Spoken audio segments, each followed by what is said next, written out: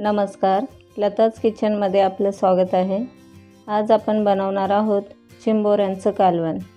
त्यासाठी लागणारे साहित्य आहे: एक बारीक चिरलेला कांदा, एक बारीक चिरलेला टोमॅटो, कोथिंबीर, एक चमचा आमसूल, 2 चमचे घरगुती मसाला, एक छोटा चमचा हळद, अर्धा छोटा चमचा गरम मसाला, 1 चमचा बेडगी मिरची पावडर, चवीनुसार मीठ, अर्धा चमचा जिरे, 2 तेजपान, 3 चमचे सुकं खोबरं, 1 इंच आल्याचे काप, 8 ते 10 लसूण पाकळ्या, 2 हिरव्या मिरच्या, कोथिंबीर, 1 उभा चिरलेला कांदा, फोडणीसाठी तेल।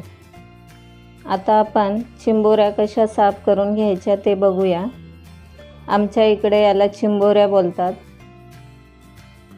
अशा प्रकारे चिंबोरीला पाठीमागच्या साईडला हातात पकडायचं आहे आणि पुढच्या साईडचे दोन्ही डेंगे तोडून घ्यायचे आहेत।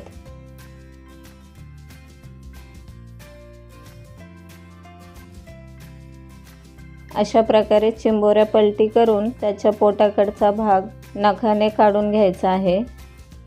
हा भाग आपल्याला काढून टाकायचा आहे। खेकड्याच्या पाठीमागच्या भागामध्ये अशा प्रकारे बोट घालून तो आपल्याला उघडून घ्यायचा आहे। आता अशा प्रकारे व्हिडिओत दाखवल्याप्रमाणे खेकडा साफ करून घ्यायचा आहे।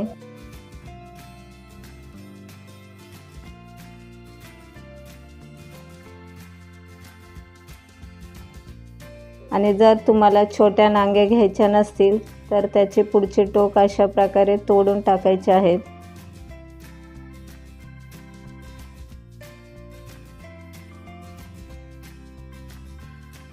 अशाच प्रकारे सर्व चिंबोऱ्या साफ करून घेणार आहोत।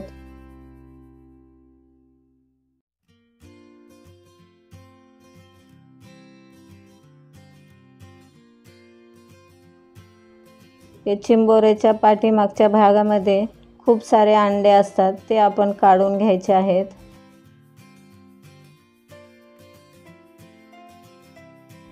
आणि चिंबोऱ्यामध्ये पण असलेले सर्व अंडे काढून घ्यायचे आहेत। त्यानंतर चिंबोऱ्यांना अशा प्रकारे ब्रशनी घासून साफ करून घ्यायचे आहे। त्यामध्ये मातीचे किंवा वाळूचे कण असतात आणि ते खाताना कचकच लागू शकतात, त्यामुळे अशा प्रकारे आपण ब्रशने साफ करून घ्यायचे आहे। तुम्हाला जर पाठीकडचा भाग घ्यायचा असेल तर अशा प्रकारे तो देखील साफ करून घ्यायचा आहे। आता आपण चिंबोऱ्याच्या ह्या ज्या छोट्या नांग्या आहेत त्या मिक्सरच्या भांड्यामध्ये घेऊन मिक्सरला बारीक दळून घेणार आहोत आणि हे बाकीच्या चिंबोऱ्याचे भाग असेच कालवणमध्ये घालणार आहोत। आता आपल्या चिंबोऱ्याचे नांग्या दळून झाल्या आहेत, त्या आपण चाळणीने गाळून घेणार आहोत। अशा प्रकारे छोट्या नांग्या मिक्सरला 2 वेळेस पाणी घालून बारीक करून घेतल्या आहेत आणि त्या गाळून घेतल्या आहेत। गाळून घेताना जो कचरा उरतो तो घ्यायचा नाही, ते घेतल्यामुळे आपल्याला भाजीमध्ये कचकच लागू शकते। आता आपण चिंबोऱ्यांसाठी वाटण करणार आहोत। त्यासाठी तव्यावरती अर्धा चमचा तेल घातले आहे। तेलामध्ये कांदा चांगला लालसर रंगावर परतून घ्यायचा आहे। त्यानंतर त्यामध्ये 2 हिरव्या मिरच्या अशा प्रकारे कट करून घालायच्या आहेत। हिरव्या मिरच्या थोड्याशा भाजून झाल्यानंतर त्यामध्ये सुकं खोबरं घालून ते देखील अशा प्रकारे लालसर रंगावर येईपर्यंत भाजून घ्यायचे आहे। आता आपण मिक्सरला वाटण करून घेणार आहोत। त्यासाठी मिक्सरच्या भांड्यामध्ये भाजून घेतलेले कांदा, लसूण आणि मिरची, लसूण, आलं आणि कोथिंबीर असं वाटण करून घेतले आहे। अशा प्रकारे वाटण अगदी बारीक करून घ्यायचं आहे। आता आपण कढईमध्ये 2 चमचे तेल घातले आहे। त्यामध्ये अर्धा चमचा जिरे आणि 2 तेजपान घातले आहेत।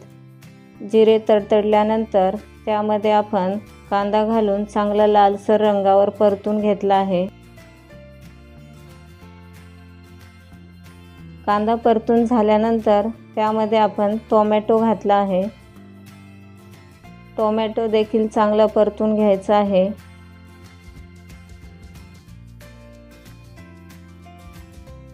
टोमॅटो परतून झाल्यानंतर त्यामध्ये हळद,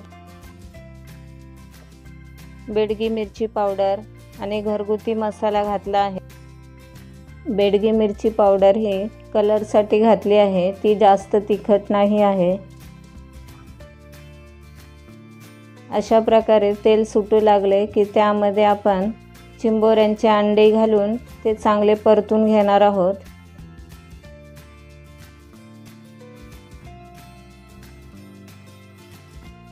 अशा प्रकारे सर्व अंडे परतून झाल्यानंतर त्यामध्ये आपण तयार केलेले मसाल्याचे वाटण घालणार आहोत। वाटण देखील तेलावर चांगले परतून घ्यायचे आहे आणि तेल सुटेपर्यंत चांगले शिजवून घ्यायचे आहे। अशा प्रकारे मसाल्याला तेल सुटल्यानंतर आपण त्यामध्ये सर्व चिंबोऱ्या घालून घेणार आहोत।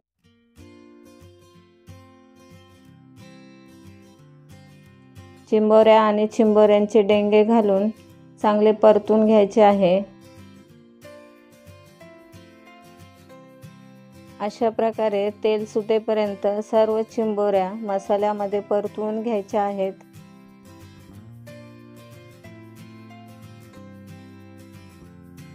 अशा प्रकारे चिंबोऱ्या मसाल्यामध्ये परतून झाल्यानंतर त्यामध्ये आपण तयार करून घेतलेले छोट्या नांग्यांचे पाणी घालणार आहोत।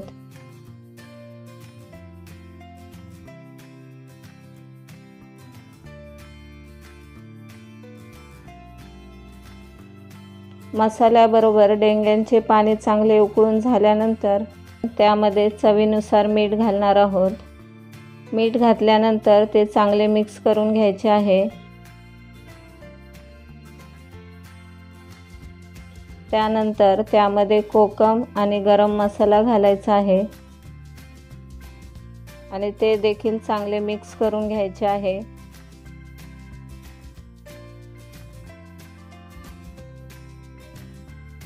आता आपण चिंबोऱ्या शिजण्यासाठी त्यामध्ये गरम केलेले पाणी घातले आहे।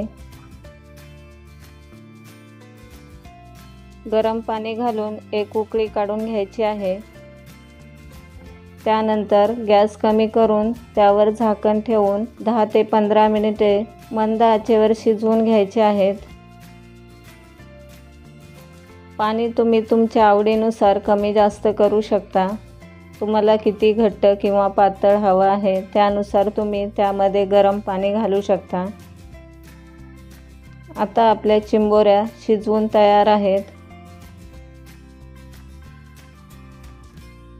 अशा प्रकारे आपल्या चिंबोऱ्यांचं झणझणीत आणि चमचमीत कालवण तयार आहे। तेव्हा तुम्ही जरूर बनवा आणि रेसिपी आवडली असेल तर लाईक करा, शेअर करा आणि माझ्या चॅनलला सबस्क्राईब करा। धन्यवाद।